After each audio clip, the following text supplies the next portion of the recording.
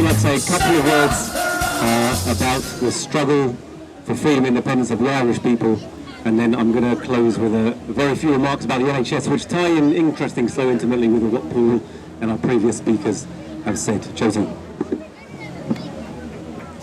Hi comrades, sorry for hijacking the mic.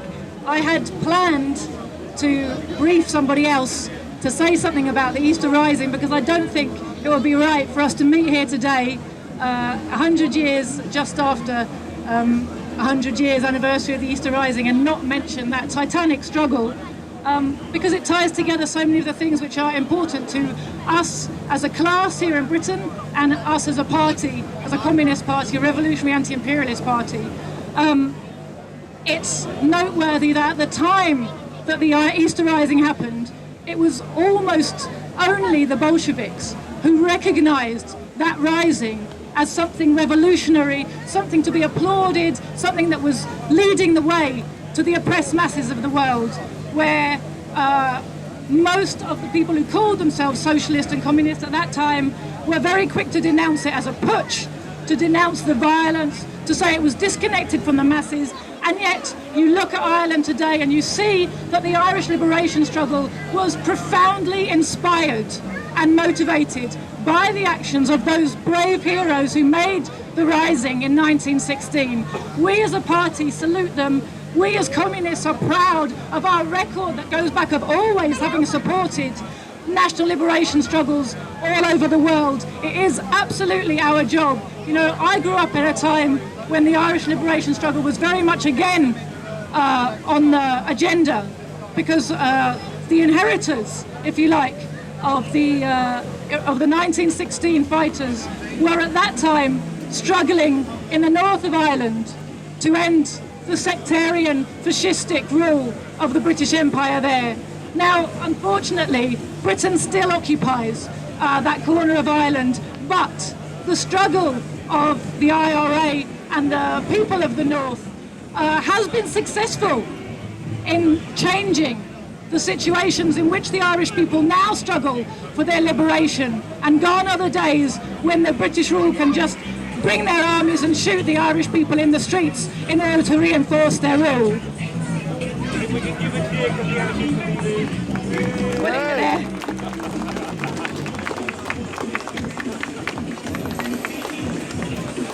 Oh, okay.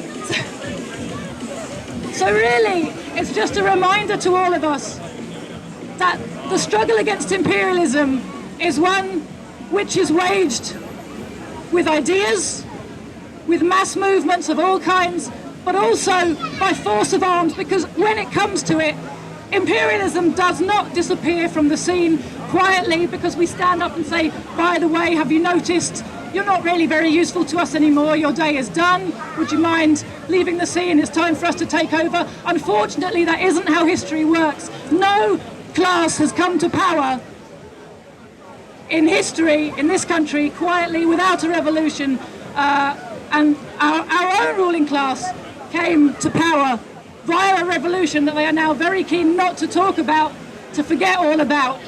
But the fact is that 10% of the British people died in our bourgeois revolution. It was a bloody period in our history. That doesn't stop it being a progressive period in our history. Likewise, the Irish government, there they are celebrating 100 years of the Rising, but they do it reluctantly because they're embarrassed to admit that the beginnings of the Irish freedom and the Irish state were founded in this bloody, violent struggle, which embarrasses them completely now. And they're all looking at each other saying, oh, isn't it slightly worrying that we're reminding, by celebrating the Easter Rising, we remind people that Ireland was founded in blood, and isn't that really bad, and don't we all want peace? Well, comrades, yes, we do want peace, but we also understand that the new society is born in violence from the old, and there is only one way, and that is to organise ourselves. If we want to minimise the violence, the only way is to get the biggest movement possible ready to violently overthrow this system, which is a system of systematised industrial scale violence being perpetrated against the people of the world every day.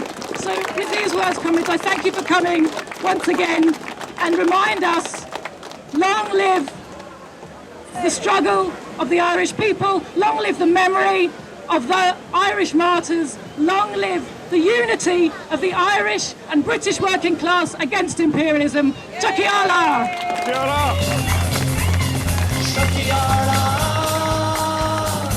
Thanks, Joti. I'm not going to use all